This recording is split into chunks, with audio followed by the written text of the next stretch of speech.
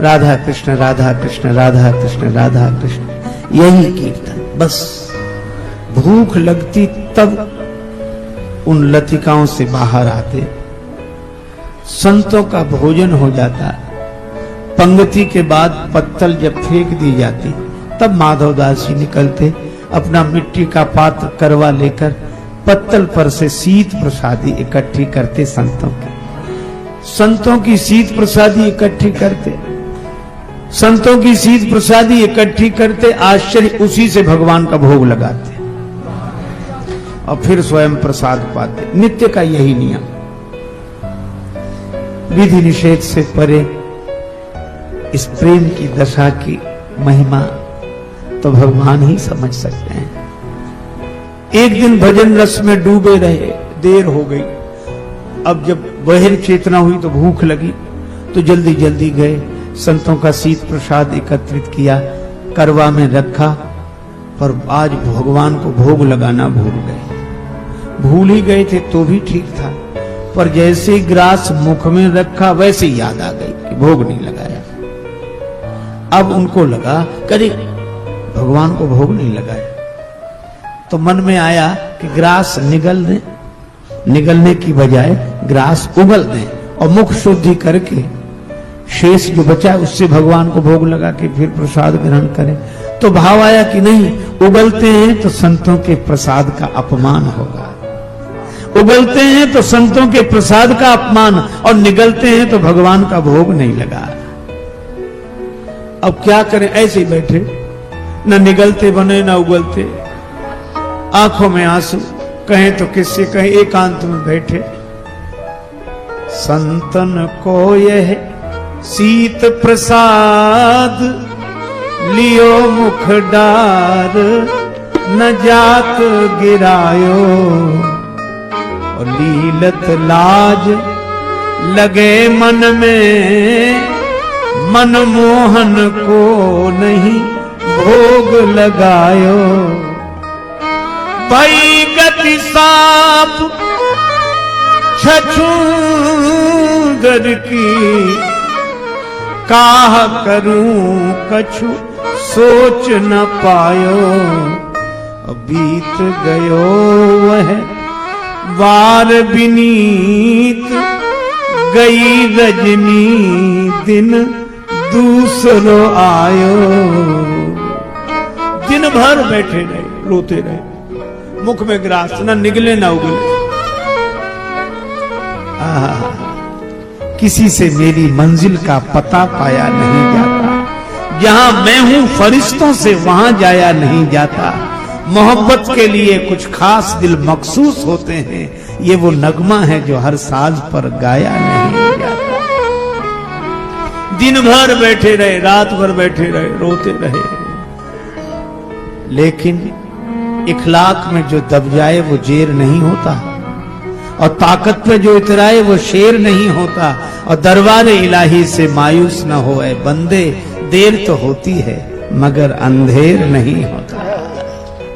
दिन भर बैठे रहे, रात भर बैठे रहे, रोते रहे, सवेरा हुआ, भगवान प्रकट हो गए और क्या बोले माधवदास जी से, माधव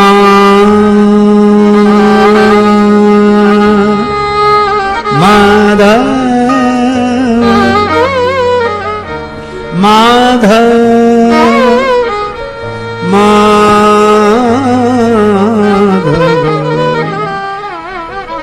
पास तुम्हारे आयो माधव, पास तुम्हारे आयो,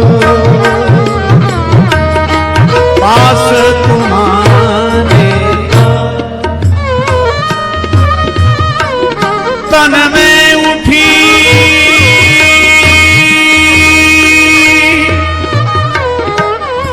भूख की पीड़ा, तीर तीर है धरि धायो। मैया ने माखन दधी दीनो, मेरे मन नहीं भायो। माधव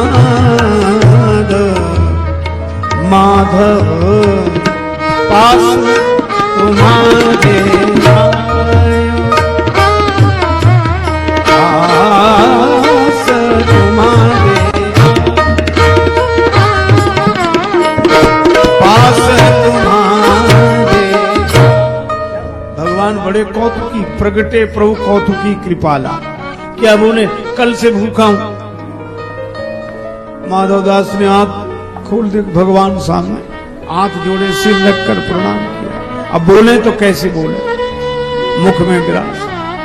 भगवान बोले भूखे हैं। अब माधवदास, भगवान बोले मैं समझ गया, मुख में ग्रास रखा हुआ उगल नहीं सकते, संतों के प्रसाद का अपमान होगा। सिर हिलाकर कहा हाँ। और निगल इसलिए नहीं सकते कि मुझे भोग नहीं लगाए। हाँ, एक काम करो, क्या, मुख में रखे हुए ग्रास में से थोड़ा सा टुकड़ा तोड़ के पहले मुझे खिला दो, फिर तुम खा लो, भोग भी लग जाएगा, संतों के प्रसाद का अपमान भी नहीं होगा। माधवदास तो रोने लगे, कांप गए। भाव, अपना जूठा खिलाऊं आपको, अपना जूठा आपको खिलाऊं? तो भगवान हंसने लगे। भगवान ने कहा अरे यार, अब तक इतनों का जूठा खिलाते थे, आज अपने ही खिला दोगे तो क्या बिगड़ जाएगा। माधवदास बोले ऐसा तो नहीं हो सकता। भगवान बोले ऐसे ही होगा। अब छीना झपटी मच गई। माधवदास ने सोचा निगल ही जाए तो अच्छा, पर वो ग्रास निगलने लगे। भगवान कहें कि नहीं नहीं, मुझे भी दो, मुझे भी दो। तो इस छीना झपटी में निगल ही गए ग्रास माधवदास जी, पर कुछ कण नीचे गिर गए। माधव मगन भये मन में, जब माधव ने समझायो, लेकिन जो कण गिरे, शीत गिरो सो दीन बंधु ने बीन बीन के खायो।